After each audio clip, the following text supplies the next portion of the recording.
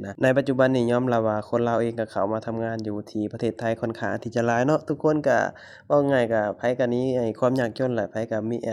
อยากได้อยากมีบ่ว่าไผแหละเนาะบ่ว่าเจ้าว่าข้อยเฮาก็หนึ่งในนั้นแหละพี่น้องที่แบบว่ามีความคิดว่าอยากได้นั่นได้นี่อยากให้ชีวิตตัวเองดีขึ้นก่อนสิปิดร้านก็ขอแวะเติมพลังก่อนพี่น้องเนาะมื้อนี้เฮาก็สิมากินพิซซากับน้องๆ2คนนี่เนาะหลังจากที่น้องๆมาทำงานกับเฮานี่ก็ได้ประมาณ6 7 8 เดือนแล้วมั้งถ้าเกิดว่าจำบ่ผิดหั้นนะหลังจากที่มี2คนที่ออกไปนะพี่น้องก็ได้2คนนี่มาแทนนะก็เข้างานมาพร้อมกันนั่นแหละการที่เฮาเฮ็ดงานแบบว่าคนบ่หลายไปสินะพี่น้องปัญหามันก็น้อยเนาะการที่เฮาเฮ็ดงานนำคนหลายๆนี่ปัญหามันก็หลายเด้บ่จักนั้นจักนี้ สบายดีพ่อแม่พี่น้องสวัสดีพ่อแม่พี่น้องทางฝั่งไทยนำครับผมกำลังสิเก็บร้านพี่น้องกำลังแบบสิล้างครัวล้างหยังแต่ว่าขอแวะเติมพลังก่อนเนาะเฮาเฮ็ดงานนำกัน3คนพี่น้องเนาะก็มีแต่คนลาวนำกันนี่แหละมาอยู่นำกันซี้นะก็อยู่กันแบบเหมือนพี่เหมือนน้องเลยพี่น้องเนาะเฮาก็เป็นคนลาวนำกันแบบซี้นะจากต่างคนก็ต่างจากบ้านจากเมืองจากพ่อแม่จากคนที่เรารักเนาะมาหาเงินหาทองบ่ว่าไผแหละพี่น้องเนาะเพราะฉะนั้นแล้วก็พยายามแบบว่าเข้าใจกันให้ได้หลายที่สุดมันอาจจะมีแหน่เนาะ เฮาบ่เข้าใจกันว่าจั่งใดการเฮ็ดงานบ่ว่าสิอยู่ไสก็แล้วแต่พี่น้องแต่ว่าเฮาว่าการเฮ็ดงานนี่ถ้าเกิดว่าเฮาอยู่กับคนน้อยๆเนาะมันก็ปัญหามันก็สิน้อยได้เท่าที่เฮาเคยผ่านงานมาหลายบ่อนจั่งซี้นะถ้าเกิดว่าเฮาอยู่หลายคนปุ๊บปัญหามันก็หลายพี่น้องโดยเฉพาะแบบว่าคนประเทศอื่นบ่แม่นคนลาวนำกันจั่งซี้นะขนาดคนลาวนำกันก็ปัญหามันก็เฮาว่ามันก็มีทุกที่แหละมันบ่เกี่ยวว่าคนชาติใดดอกเนาะมันขึ้นอยู่กับคนแล้วก็ขึ้นอยู่กับสถานที่เฮาอยู่ไปซี้นะพอเฮาอยู่กับคนหลายๆสิปัญหามันก็หลายพี่น้องพอเฮาอยู่กับคนน้อยๆปัญหามันก็น้อยถ้าเกิดว่าเฮามีความเข้าใจกันหลายมันก็ปัญหามันก็สิบ่หลายไปซี้นะคืออย่างเช่นเฮาเฮ็ดงานก็อยู่นำกัน3คนเนาะมีน้อง2คนที่เข้ามาเฮ็ดงานนำเฮาก็ได้7-8 เดือนแล้วมั้งถ้าเกิดจำบ่ผิดหลังจากที่มี2คนน่ะออกไปเนาะก็มี2คนนี่เข้าม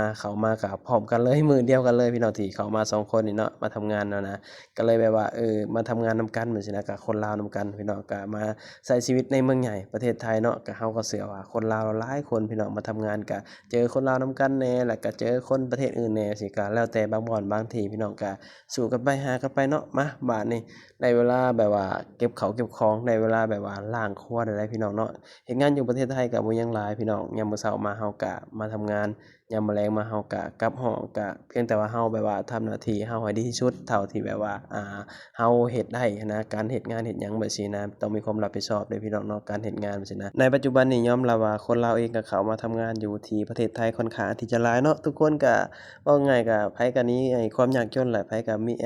ีอยากได้อยากมีบ่ว่าไผแหละเนาะบ่ว่าเจ้าว่าข้อยเฮาก็หนึ่งในนั้นแหละพี่น้องที่แบบว่ามีความคิดว่าอยากได้นั่นได้นี่อยากให้ชีวิตตัวเอง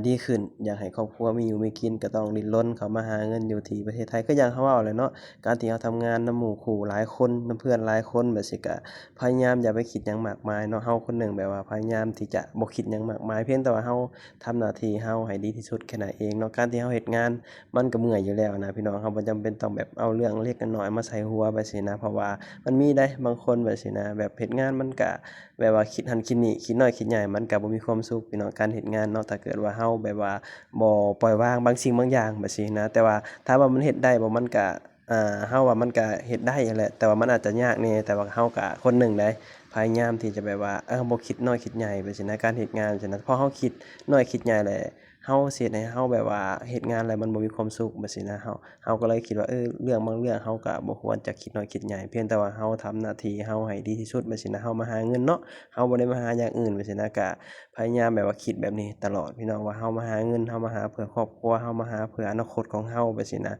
เพราะว่าในยุคสมัยนี้เราก็ยอมรับว่าบ่มีเงินมันก็อยู่บ่ได้เนาะทุกคนก็ดิ้นรนในสิ่งเดียวกันนั่นคือเงินแหละพี่น้องบ่ว่าเจ้าว่าข้อยเนาะถ้าบ่มีเงินเราก็อยู่บ่ได้เพราะว่าทุกสิ่งทุกอย่างมันขับเคลื่อนด้วยเงินน่ะนะนั่นแหละพี่น้องก็สู้กันไปหากันไปตราบใดที่เฮายังมีเหือมีแรงว่าซี้นะอยู่บ้านเฮาเนาะมันก็บ่ฮู้ว่าสิหาจั่งใดเพราะว่าแต่ละคนมันก็บ่คือกันเด้พี่น้องความสามารถเนาะบางคนก็ว่าอยู่บ้านเฮาก็มีบ่อนหาเงินก็ได้บ่จำเป็นต้องไปต่างประเทศว่าซี้ก็ได้คือกันเนาะถ้าผู้ใดเก่งอะนะถ้าผู้ใดมีความสามารถมันก็อยู่ไสมันก็อยู่ได้แต่บางคนแบบว่าต้นทุนชีวิตมันก็บ่คือกันเด้พี่น้องเนาะบางคนเขาอาจจะบ่ได้แบบว่าขนาดนั้นการหาเงินอยู่บ้านเฮานี่มันหายากกว่าอยู่ไทยหลายเท่าเด้สำหรับเฮาเด้เฮาว่า การที่หาเงินอยู่บ้านเฮานี่มันหายากได้บ่คืออยู่ไทยแบบซี้นะอันนี้คือเว้าความเป็นจริงได้บ่ฮู้ว่าหรือว่าเป็นเพราะว่าเฮาอาจจะบ่เก่งกับการหาเงินเฮาก็เลยหาอยู่ไสมันก็หายากไปซี้นะแต่สำหรับคนที่เขาเก่งเขามีความสามารถเนาะอยู่บ้านเฮาเขาก็หาได้ไปซี้นะแต่สำหรับเฮาว่ามันหายากบ่ฮู้ว่าสิหาจั่งใดหรือว่าเป็นเพราะว่าแบบสถานที่ที่เฮาอยู่มันแบบว่าบ่อำนวยกับการหาเงินบ่แบบซี้นะแล้วก็2ก็คือแบบว่าเฮาหาเงินบ่เก่งแบบซี้เฮาก็เลยจำเป็นต้องเข้ามาหาเงินอยู่ที่ประเทศไทยเพราะว่าอยู่ประเทศไทยเฮาอะมันหาเงินง่ายได้สำหรับเฮานะแต่สำหรับคนอื่นบ่ฮู้พี่น้องสำหรับความคิดส่วนตัวแล้วเฮาว่าอยู่ไทยนี่หาเงินง่ายกว่าบ้านเฮาแบบซี้นะก็เลยเฮ็ดให้เฮาแบบต้องเข้ามาอาศัยอยู่ประเทศไทยแล้วก็เฮาเชื่อว่าคนลาวหลายๆคนเนาะที่แบบว่าคิดคือกันแหละว่าอยู่บ้านเฮาบ่ฮู้ว่าสิหาจั่งใดหั้นนะก็เลยแบบว่าจำเป็นต้องเข้ามาหาเงินอยู่ไทยจังซี้นะเฮาก็เชื่อว่าคนลาวหลายคนก็บ่อยากจากบ้านจากพ่อจากแม่จากคนที่เฮารักหรอกเนาะแต่ว่าด้วยความแบบว่ามันจำเป็นอะนะก็ต้องแบบว่าดิ้นรนสู้กันไปหากันไปแหละพี่น้องเนาะถ้าบ่หามันก็บ่ได้คืออย่างเฮาเว้าแหละคือปัจจุบันนี่คือเงินสำคัญที่สุดบ่มีหยังสำคัญเท่าเงินอีกแล้วพี่น้องในยุคสมัยนี้เนาะเงินคือทุกอย่างเงินก็คือแข้งคือขาบ่มีเงินก็เฮ็ดหยังบ่ได้เนาะก็เฮ็ดให้คนลาวหลายคนพี่น้องที่แบบว่าต้องจากบ้านจากครอบครัวไปซี้นะคืออย่างเฮาเว้าเนาะว่าอยู่บ้านเฮามันหาเงินยากเด้พี่น้องในยุคสมัยที่แบบว่าข้าวยากหมากแพงเนาะ ค่าครองชีพมันก็สูงแบบซี้นะมันเฮ็ดให้เราแบบว่าใช้ชีวิตค่อนข้างที่จะยากโดยเฉพาะคนตามบ้านนอกจั่งซี้พี่น้องคนตามบ้านนอกนี่เนาะอยู่ลาวเฮาแบบซี้มันก็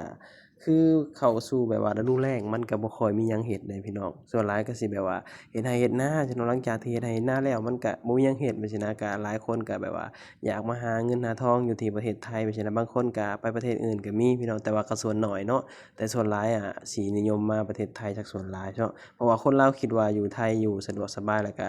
อยู่ใกล้บ้านจั่งซี้นะการที่เราแบบว่าอยากกลับบ้านแบบซี้เราก็กลับง่ายแบบซี้นะเพราะว่าบางคนก็มีครอบครัวเนาะก็อยากกลับเมือหาลูกหาครอบครัวแบบซี้นะพี่น้องมันก็สิกลับง่ายถ้าเกิดว่าเราไปต่างประเทศเราก็เห็นหลายคนไปต่างประเทศแบบว่าอยากกลับเทื่อหนึ่งมันก็ต้องแบบว่าคิดแล้วคิดอีกแบบซี้นะเพราะว่าการเดินทางนู่นนี่นั่นมันค่อนข้างที่จะใช้เงินหลายพี่น้องเนาะมันเดินทางไกลแบบซี้นะถ้าเกิดว่าเรามาไทยมันก็เดินทางมันก็ง่ายเราก็แล้วแต่ผู้ใดสิไปทางใดก็เลือกเอาพี่น้องเนาะเพราะว่าเราคิดว่าทุกมื้อนี้เนาะมันก็อิหยังมันก็บ่คือเก่านะอิหยังมันก็แบบว่าเจริญไปค่อนข้างที่จะหลายถึงแม้เราจะอาจจะอยู่ไกลๆแบบว่าประเทศไกลๆแบบซี้นะแต่ว่ามันก็ยังเห็นหน้าเห็นตากันได้พี่น้องเพราะว่ายุคสมัยมันเปลี่ยนเนาะบ่คือรุ่นสมัยก่อนแบบซี้นะสมัยก่อนนี่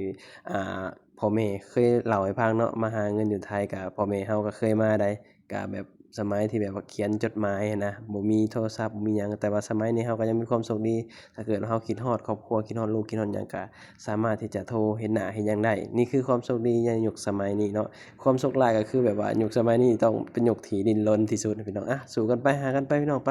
บัดนี้ตอนนี้เราก็สิเก็บข้าวเก็บของเข้าตู้แล้วพี่น้องล้างครัวแล้วก็สิพากันกลับห้องกลับหยังแล้วบัดนี้ไปพักผ่อนพี่น้อง มื้ออื่นก็ลุยงานต่อพี่น้องก็ใกล้สิสิ้นเดือนแล้วล่ะใกล้สิได้รับเงินเดือนแล้วล่ะพี่น้องเนาะชีวิตในเมืองใหญ่ประเทศไทยก็สิประมาณนี้พี่น้องเนาะก็ตั้งใจหาเงินตั้งใจเก็บเงินพี่น้องป๊าบาดนี้เก็บข้าวเก็บของแล้วพี่น้องประมาณนี้เนาะ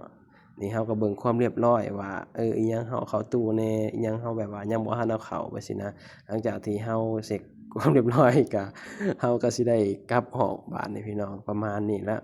แล้วพี่น้องไปบาดนี้กลับห้องเนาะจั่งใดก็ขอบคุณหลายๆที่เสียสละเวลาเข้ามาเบิ่งมาชมฝากพี่น้องเข้ามาให้กำลังใจแล้วก็กดติดตามเด้อเอาไว้พอกันคลิปหน้าคลิปนี้ก็สิไปแล้วพี่น้องเก็บผ้ากันเปื้อนแล้วก็สิพากันกลับบาดนี้พ้อกันคลิปหน้าพี่น้องขอบคุณหลายๆเด้อที่เสียสละเวลาเข้ามาเบิ่งมาชมสบายดีสวัสดีครับผมบ๊ายบาย